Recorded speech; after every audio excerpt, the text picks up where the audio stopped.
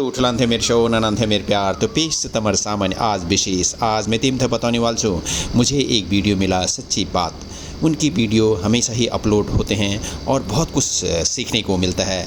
उसी में से एक वीडियो जिसको मैंने आगे बढ़ाया, ये वीडियो को कृपया करके नहीं शेयर करें, नहीं लाइक करें, बस उसको मनन करें और देखें इस वीडियो को। किसी शहर में एक परिवार रहता था। परिवार में केवल 3 ही लोग थे, पति पत्नी और उनकी 5 महीने की बेटी। कोरोना के बढ़ते मामलों के चलते शहर में लॉकडाउन था। इस गरीब परिवार में माँ नर्स थी और छोटे से हॉस्पिटल में काम करती थी। पिता एक मजदूर। जैसे तैसे जिंदगी निकल रही थी। अचानक पता चला मरीजों की देखरेख करते करते इस नर्स को भी वायरस इन्फेक्शन हो गया, इसीलिए उसे तुरंत एडमिट कर दिया गया है। जब ये खबर घर आई तो बहुत चिंता होने लगी। नर्स का नाम ज्योति, पति का नाम रमेश और उनकी बेटी का नाम स्वाति था। ज्योति ने अपनी बेटी का चेहरा भी 1 महीने से नहीं देखा था। इतनी छोटी उम्र में तो शिशु को सिर्फ माँ का दूध पिलाया जाता है, लेकिन यहाँ इस परिस्थिति में वो संभव नहीं था। गाय का ही दूध संभव था। इसलिए रमेश अपनी बेटी के लिए अड़ोस पड़ोस से जैसे तैसे कुछ न कुछ इंतजाम कर लेता, लेकिन 5 दिन बाद कहीं पर भी दूध नहीं मिल रहा था। रमेश बहुत ही ज्यादा चिंतित था, ये सोचकर कि मैं तो भूखा रह लूंगा, लेकिन 5 महीने की बच्ची को कैसे भूखा रख सकता हूँ। एक दिन तो जैसे तैसे निकल गया, लेकिन अगले दिन अपनी बेटी को सुलाकर पूरी एहतियात के साथ घर से निकला और अनेकों दरवाजे खटखटाए, लेकिन कहीं पर भी दूध नहीं मिला। वो इधर उधर भटक ही रहा था कि सामने उसे एक 5 स्टार होटल दिखी। अंदर सिर्फ मालिक और कर्मचारी थे। एंट्री तो किसी को नहीं थी। उसने बाहर से आवाज लगाई, साहब मेरी बेटी 5 महीने की है, उसे दूध पिलाना है, यदि आपके पास हो तो प्लीज दे दीजिए। होटल मालिक ने पहले मना कर दिया कि भैया मेरे पास देने के लिए कुछ नहीं है और तुम भी बाहर मत निकलो, घर जाओ। शायद उसको भरोसा नहीं हो रहा था। फिर रमेश ने स्वाति की फोटो दिखाई और पूरी कहानी बताई। मालिक ने कहा दूध तो है, लेकिन 150 रुपए लगेंगे। रमेश के पास सिर्फ 200 रुपए थे और इन पैसों में न जाने कितने दिन और काम चलाना था उसे। उसने सोचा फिलहाल आज दूध मिल जाए वही बड़ी बात है, कल का कल देखेंगे।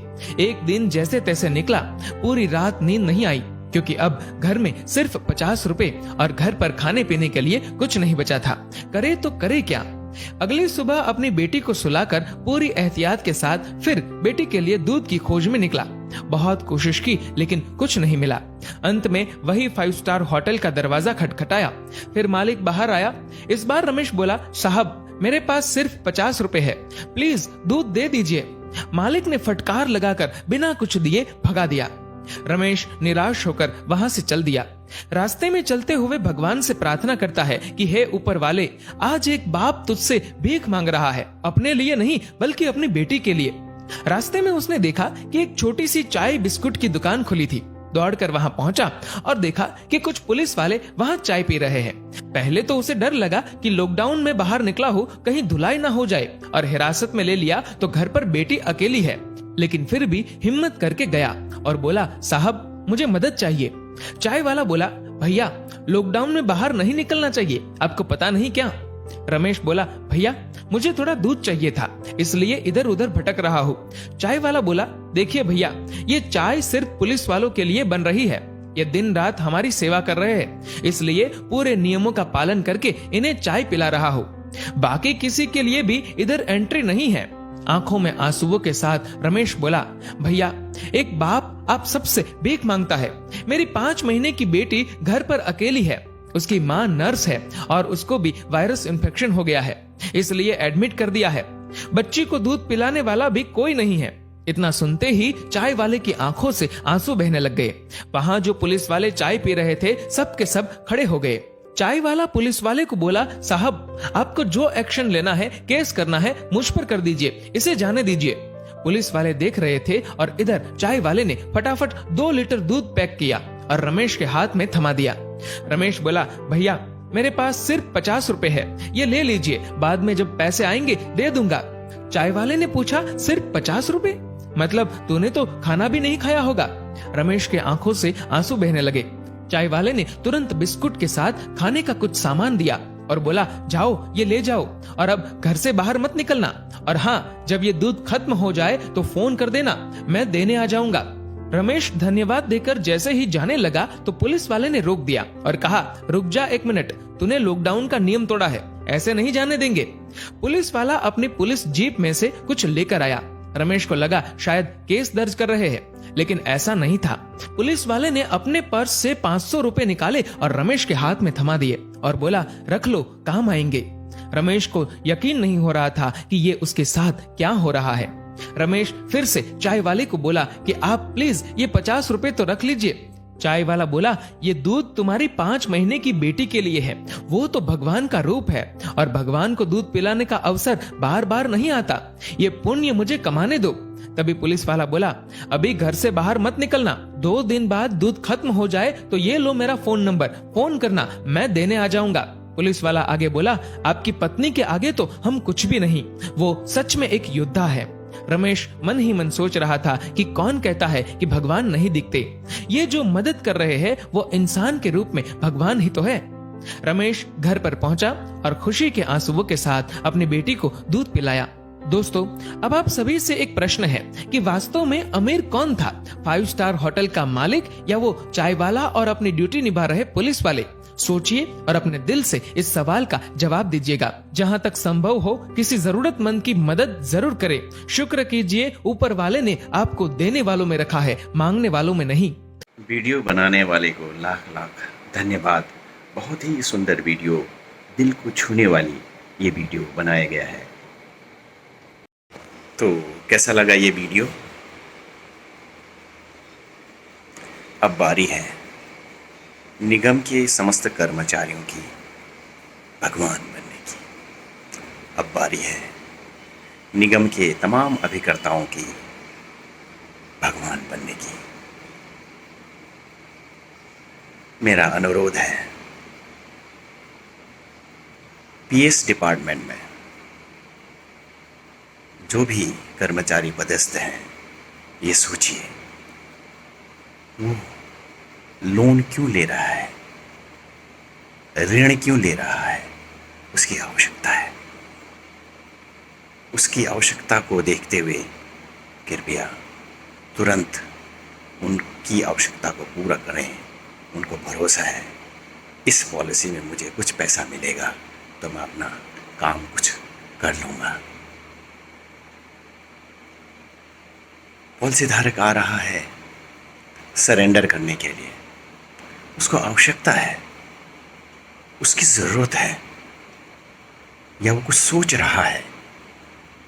आप एक बार उनकी ज़रूर सुने और पॉलिसी को आगे चलाने के लिए उनको सलाह दें। अगर लगता है आपको उनकी बहुत सख्त ज़रूरत है, कृपया करके तुरंत सरेंडर कर उनका जो हक बनता है वो आप दिलाएं। ये मौका आपको मिला है भगवान बनने की। जो दावा विभाग में जो लोग हैं, अपने आप को खुशकिस्मत ये समझो कि आपको कुछ करने का मौका दिया है ऊपर वाले ने।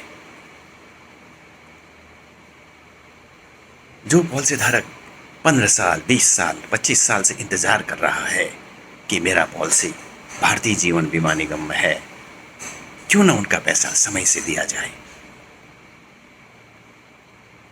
कृपया सुनिश्चित कर लें कि सभी पॉलिसी धारकों का मैच्योरिटी क्लेम समय से दिलवाएं। और अक्सर हमारे पॉलिसी धारक जो सर्वाइवल बेनिफिट मिलते हैं उनको याद नहीं रहता है, लेकिन अगर आपके ज़रा सी कोशिश से जिनका भी सर्वाइवल बेनिफिट ड्यू हो रहा हो, अगर उनके खाते में चला जाए तो छोटी सी खुशी, मुस्कान उस पॉलिसी धारक को मिलता है। और जो दावा विभाग में डेथ क्लेम आते हैं उनको तुरंत क्यों ना निपटाया जाए, तुरंत बुकिंग करके क्यों ना निपटाया जाए। कृपया करके अर्ली, नॉन अर्ली तुरंत निपटाएं। भगवान बनने से अपने आप को वंचित न करें। और जिनको आईआर इन्वेस्टिगेशन करना है, उन शाखा प्रबंधकों से, उन तमाम सहायक शाखा प्रबंधक या जिनको भी जो है इन्वेस्टिगेशन डेथ क्लेम के लिए अलॉट हुआ है, कृपया करके तुरंत उस घर में जरूर जाएं। ये मौका ईश्वर ने आपको दिया है और उनके दुख में सहयोग बने। डॉक्यूमेंट्स को लें और तुरंत दावा विभाग में अपना रिपोर्ट सबमिट कर दावा उस घर तक पहुंचाने की व्यवस्था करें। आप भी भगवान हो, भगवान बन सकते हैं। तमाम मेरे अभिकर्तागण, मेरा अभिकर्ता बंधु से अनुरोध है, जो भी बीमा करने योग्य लोग हैं उनका बीमा कर डालें, भगवान बन सकते हैं। विकास अधिकारियों से मेरा निवेदन है, अपने अभिकर्ताओं को बीमा के लिए जरूर कहें, उनको आदेश दें, उनको घर से बाहर निकालें, उनको ऑनलाइन से जो भी बीमित योग्य व्यक्ति हैं उनको बीमा का प्रपोजल जरूर दें और मेटलाइज करवाने में सहयोग करें। भगवान बनने से वंचित ना हो। जो बेरोजगार लोग हैं, जिनको रोजगार की तलाश है या एडिशनल कुछ इनकम की जरूरत है, उन लोगों से संपर्क कर समस्त विकास अधिकारीगण उनको भारतीय जीवन बीमा निगम से जोड़ें। अभिकर्ता के रूप में आप भी भगवान बनने से वंचित ना हो, आप भी भगवान हो। ये मौका ऊपर वाले ने भारतीय जीवन निगम से जुड़े समस्त कर्मचारी, समस्त अभिकर्तागण को ये मौका दिया है।